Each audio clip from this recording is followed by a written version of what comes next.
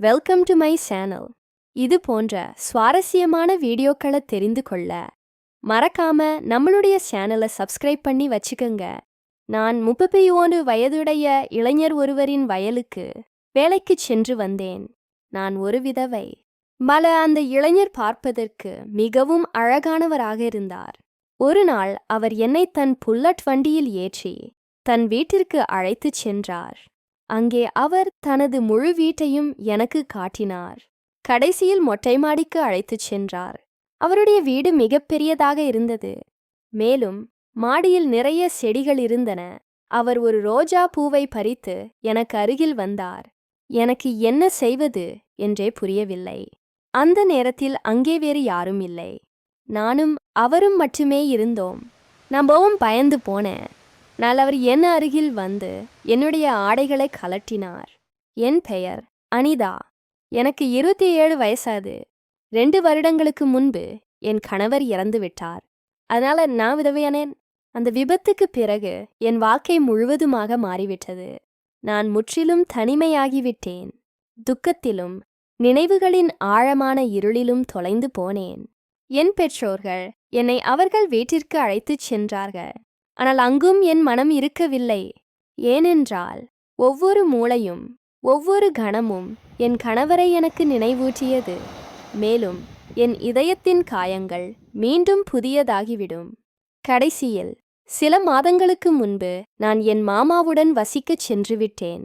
என் மாமா ஒரு பெரிய கிராமத்தில் வசித்து வந்தார். அவருக்கு சொந்தமாக நிலமில்லை. அதனால் அவர் மற்றவர்களின் வயல்களில் கூலி வேலை செய்து வந்தார்.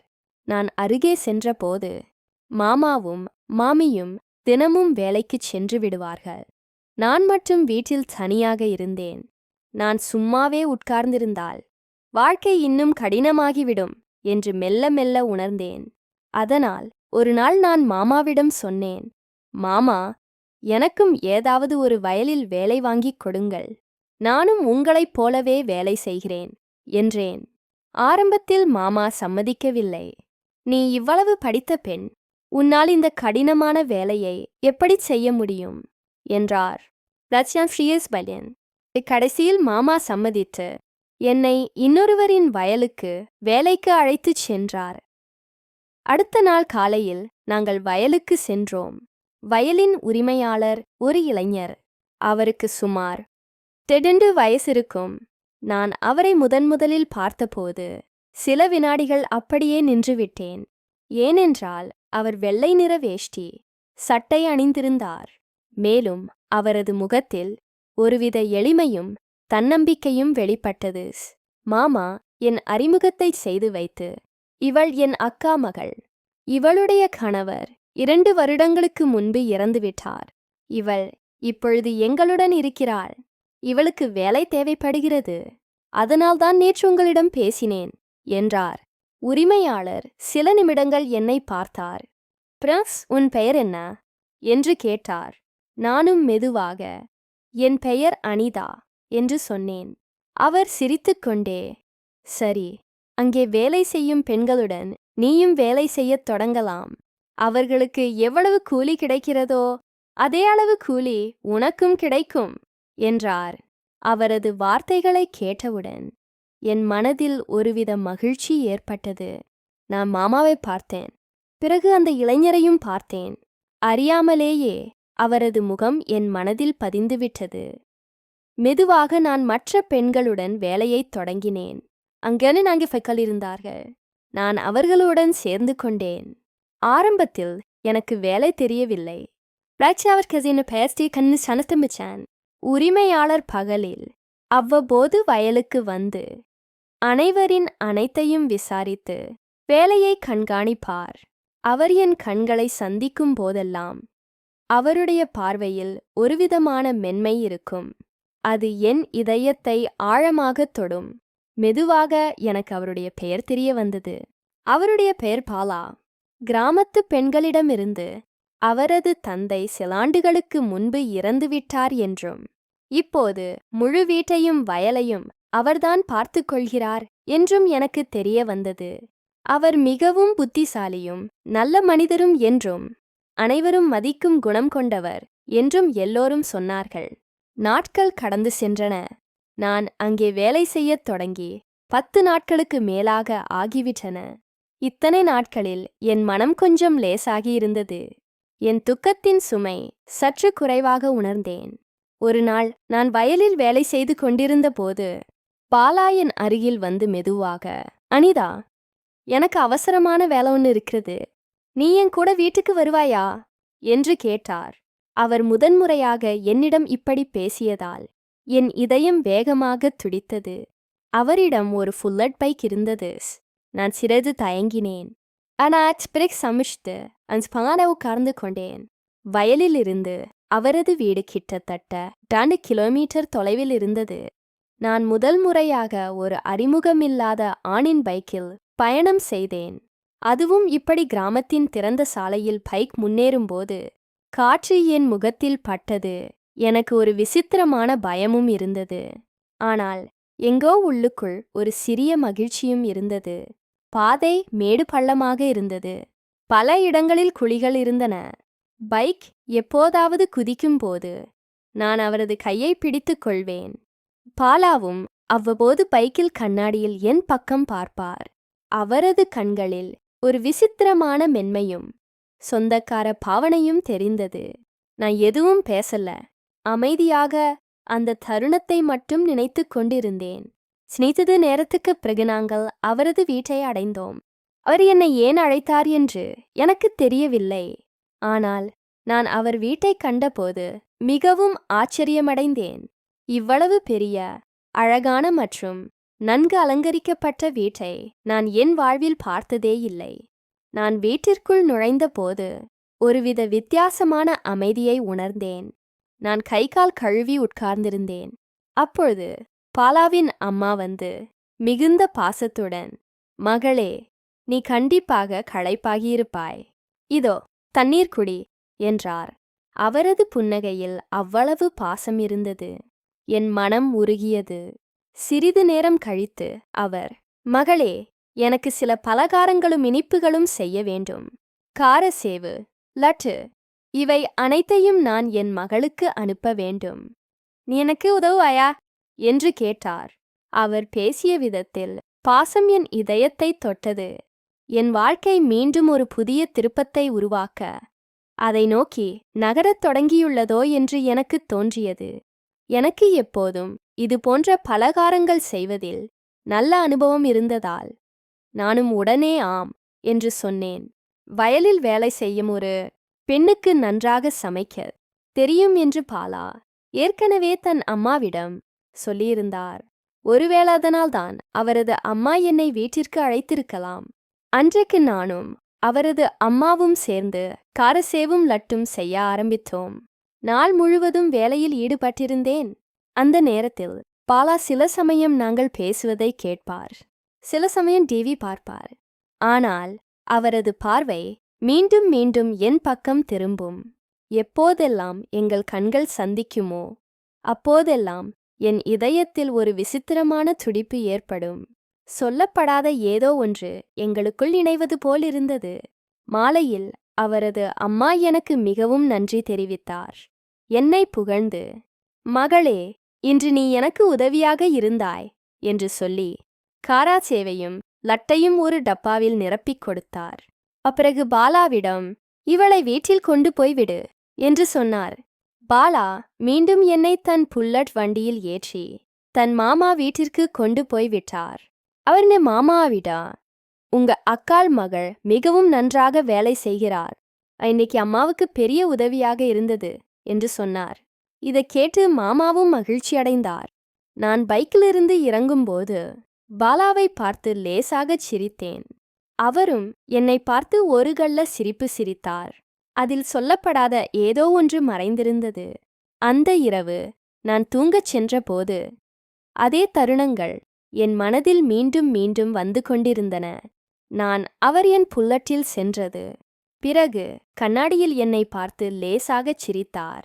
அந்த நினைவுகள் மிகவும் இனிமையாக இருந்தது. அவரது நினைவுகளேயே எனக்கு தூக்கமும் வந்தது. அடுத்த நாள் காலையில் மீண்டும் பாலா வந்தார். ஏனென்றால் இன்னும் சில பலகாரங்கள் செய்ய வேண்டியிருந்தது. அன்றைக்கு நானும் அவரது அம்மாவும் சேர்ந்து முறுக்கு மற்றும் குலாப் ஜாமும் செய்ய ஆரம்பித்தோம். வேலை செய்யும்போது அவரது அம்மாவின் இயல்பான பாசமும் சொந்த கொண்டாடும் தன்மையும் என் மனதைத் தொட்டது. மாலையில் தேநீர் தயாரான போது அவர், மகளே, இந்த 1 கப் தேநீரை பாலாவிடம் கொடுத்து வா என்றார். நானும் தேநீருடன் அவரது அறைக்குச் சென்றேன். அவர் ஏதோ பழித்துக் கொண்டிருந்தார்.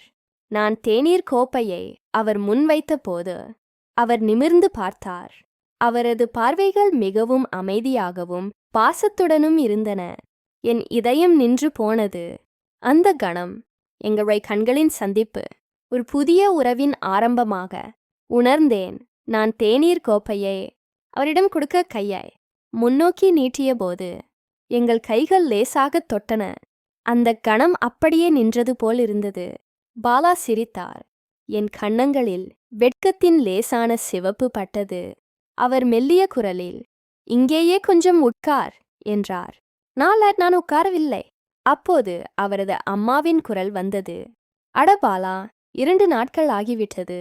நீ இன்னும் உன் வீட்டை காட்டவில்லையே இவளுக்கு. பாலா சிரித்துக்கொண்டே, அடடா அம்மா, உண்மையிலேயே மறந்துவிட்டேன் என்றார். ஐப்ரஸ் நாங்கள் இருவரும் வீட்டைச் சுற்றி பார்க்கச் சென்றோம்.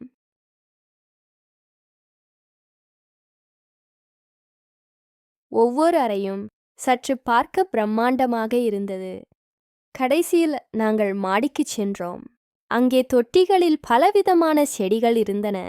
அவற்றில் சில ரோஜா மலர்களும் பூத்திருந்தன. பாலா ஒரு ரோஜா பூவை பறித்தார்.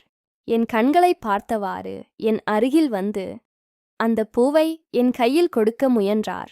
என் இதயம் வேகமாக துடிக்க ஆரம்பித்தது.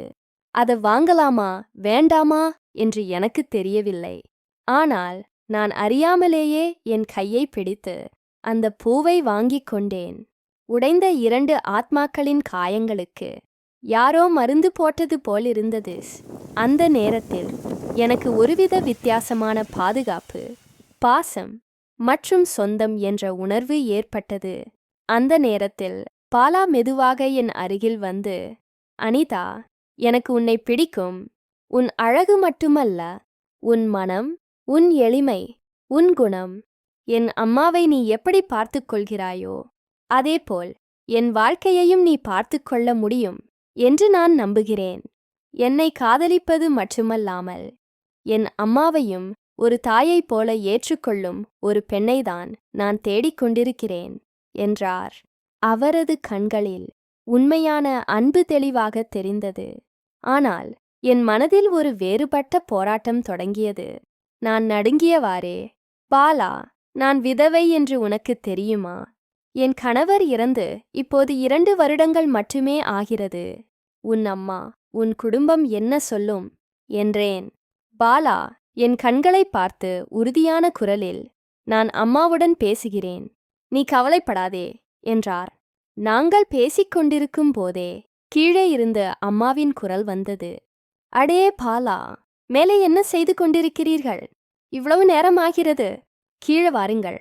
நாங்கள் இருவரும் ஒருவரையொருவர் பார்த்துக்கொண்டு அமைதியாகிவிட்டோம். இருவரும் சேர்ந்து கட்டியணைத்தோம். நலன்டியான அந்த பார்வையில் இப்போது வார்த்தைகள் எதுவும் தேவைப்படவில்லை. நாங்கள் இருவரும் அந்த கணமாடியிலிருந்து கீழே சென்றோம். ஆனால் எங்கள் பார்வைகள் இன்னும் ஒன்றோடு ஒன்று இணைந்தே இருந்தன. அந்த பார்வைகளில் ஏதோ சொல்லப்படாத கதை மறைந்திருப்பது போல் நாட்கள் கடந்து சென்றன. வயலில் வேலை செய்யும் சாக்லே நாங்கள் சந்திச்சு பேசினோம். ஒருத்தர ஒருவர் புரிந்து கொள்ள ஆரம்பித்தோம். எங்கள் காதல் எப்போது இதயத்தின் ஆழத்தில் இறங்கியது என்றே எங்களுக்கு தெரியவில்லை. 3-4 மாதங்கள் இதேபோல் கடந்தன. ஒரு நாள் பாலா வயலுக்கு வந்து, அனிதா, இன்று வீட்டுக்கு வா, முக்கியமான வேலை இருக்கிறது என்றார். நான் அவருடன் சென்றேன். ஆனால் அன்று என் வாழ்க்கை நிரந்தரமாக மாறப்போகிறது என்று எனக்கே தெரியாது. அவர் என்னை நேராக தன் தாயின் முன் அழைத்துச் சென்றார். அவரது அம்மா என்னை பார்த்து கொண்டிருந்தார். நான் பயந்து போய் தலையை குனிந்தபடி நின்றிருந்தேன். என் கண்களில் கண்ணீர் நிரம்பி வழிந்தது. அப்போது அவரது அம்மா மெல்லிய குரலில், பாலா சொல்வது உண்மையா என்று கேட்டார். நான் நடுங்கும் குரலில், என்னம்மா என்று கேட்டேன். அதற்கு அவர், என் மகனுக்கு உன்னை பிடித்திருக்கிறது என்று சொல்கிறான். அவன் உன்னை திருமணம் செய்து கொள்ள விரும்புகிறான் என்றார். இதைக் கேட்டதும் என் கண்களிலிருந்து கண்ணீர் வழிந்தன. வார்த்தைகள் தொண்டையில் சிக்கிக் கொண்டன. அப்போது அவரது அம்மா என் அருகில் வந்தார். என் கண்ணீரை துடைத்தார். என்னை பார்த்து, நீ என் மருமகளாக வருவது எனக்கு மிகவும் பிடித்திருக்கிறது. அனிதா, நீ உண்மையானவள், கடின உழைப்பாளி. என்னை மிகவும் நீ கவனித்துக் கொள்கிறாய். விதவை என்றால் என்ன? உனக்கும் ஒரு புதிய வாழ்க்கை வாழுரிமை உண்டு. மேலும் நீ என் மகளாக இந்த வீட்டிற்கு வந்தால் நான் மிகவும் பெருமைப்படுவேன் என்றார். அந்த கணம் என் இருண்ட வாழ்க்கையில் ஒரு புதிய சூரியன் உதயமானது போல் உணர்ந்தேன். துக்கத்தின் இருளில் இருந்து வெளியேறி அன்பு, நம்பிக்கை மற்றும் பாசத்தின் வெளிச்சத்தில் காலடி எடுத்து வைப்பது போல் உணர்ந்தேன். நான் மாமாவிடம் பேசுவேன் என்று முடிவு செய்தேன். உண்மையில் நாங்கள் பாலாவின் தாயின் ஆசீர்வாதத்தை பெற்றபோது எங்கள் கண்களிலிருந்து மகிழ்ச்சியின் கண்ணீர் கொட்டியது. ஏனென்றால் இந்த உறவு 2 இதயங்களின் பிணைப்பு மட்டுமல்ல, 2 குடும்பங்களின் இணைப்பாக இருந்தது. அதன் பிறகு பாலா என்னை என் வீட்டில் கொண்டு போய் விட்டார். பிறகு சிறிது காலம் கழித்து அவர் என் மாமாவையும் மாமியையும் அழைத்துச் சென்றார். பாலாவின் அம்மாதானே முன்வந்தார். அவர் என் மாமா மாமியிடம் மிகுந்த அன்புடன் பேசினார். நாங்கள் உங்கள் மகளை ஏற்கனவே மகளாகவே ஏற்றுக்கொண்டோம். அவர்களுக்கு எங்கள் வீட்டில் மகளின் இடத்தை கொடுப்போம் என்று சொன்னார். அவரது இந்த பாசமான வார்த்தைகள் என் மாமா மாமியின் மனதிலிருந்த எல்லா சந்தேகங்களையும் போக்கியது.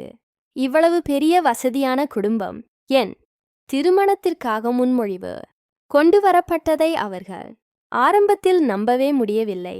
அது அவர்களின் கற்பனைக்கு அப்பாற்பட்ட ஒரு கனவாக இருந்தது போல் உணர்ந்தார்கள். ஒரு சில நாட்களிலேயே கிராமத்தில் மிகவும் கோலாகலமாகவும் தெய்வங்களின் சாட்சியாக பெரிய கோவிலுக்கு முன்னால் எங்கள் திருமணம் நடந்தது. அன்று கிராமம் முழுவதும் கூடியிருந்தது. சிலர் கிசுகிசுத்துக் கொண்டிருந்தனர். ஆனால் சிலருடைய முகத்தில் பெருமையும் சந்தோஷமும் இருந்தது. எங்கள் உண்மையான காதல் இறுதியாக வெற்றி பெற்றுவிட்டது. சமூகம் என்ன சொல்லும் என்று நாங்கள் கவலைப்படவில்லை. ஏனென்றால் எங்கள் இதயங்களில் இருந்த காதலை விட எங்களுக்கு வேறு எதுவும் பெரிதாசில்ல. திருமணத்திற்குப் பிறகு எங்கள் வாழ்க்கை உண்மையிலேயே மாறிவிட்டது. நானும் பாலாவும் ஒருவரோடு ஒருவர் அழகான பாசமான வாழ்க்கையை வாழ ஆரம்பித்தோம்.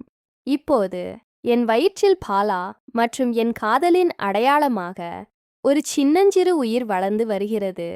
எங்கள் உறவை மேலும் வலுப்படுத்தும் ஒரு சிறிய வாழ்க்கை. என் மாமியார், அதாவது பாலாவின் அம்மா, மிகவும் மகிழ்ச்சியாக இருக்கிறார். என் ஒவ்வொரு சிறிய மற்றும் பெரிய விஷயத்திலும் அவர் மகிழ்ச்சி அடைகிறார். எங்கள் இல்லம் இன்று மகிழ்ச்சியால் நிரம்பியுள்ளது.